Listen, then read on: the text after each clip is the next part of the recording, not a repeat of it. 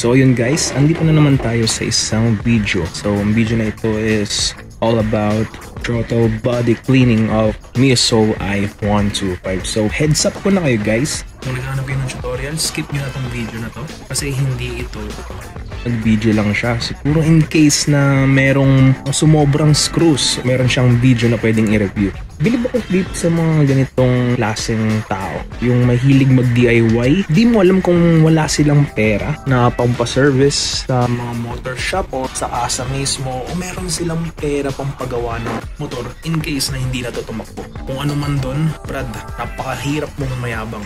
So dito sa part na to, meron siyang sinasabi, alam naman niya papakinggan ko. So pinas forward ko dito kasi hindi ko alam kung alam niya ba yung sinasabi niya o hindi. So ito makikita natin dito sa part na to. Bubugahan na niya ng RSA cleaner kanyang throttle body. Part na to, tama to actually. So meron talaga mga designated item na panglinis para sa throttle body dahil ito ay kinakapitan ng grasa or any residues sa atin ng mga motor.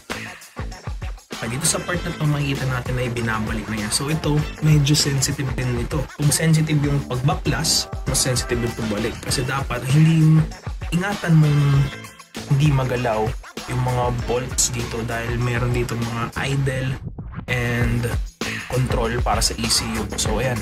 Actually, hindi ko rin alam yung sinasabi ko pero puta, ito, for the sake of this video. Ayan. So nakita naman natin na naibabalik yung maayos. Hindi ito i-send sa atin or hindi ito i-upload kung hindi kagana ito. So itong part na to, post natin dito kasi ito actually, hindi ito nasama sa video na send sa atin. So kung magbabaklas ka ng throttle body ng motor mo, dapat naka-disengage or nakakalas yung negative battery ng motor mo kasi pwedeng mag-short circuit yan once na tanggalin mo yung mga parts dun sa makina. So ayan, tama yung ginawa niya dito sa part na to. So baklas muna ng battery, then proceed sa pagbaklas ng throttle body. Okay, so ayan, nakita natin binabalik na niya.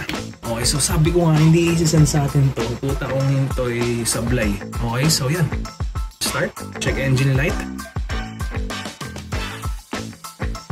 Then bira. So yan, maganda ang ginawa niya dito. Okay, so yun, hanggang nun lang naman itong video na to. So salamat sa pakikinig at panonood. Hanggang sa muli.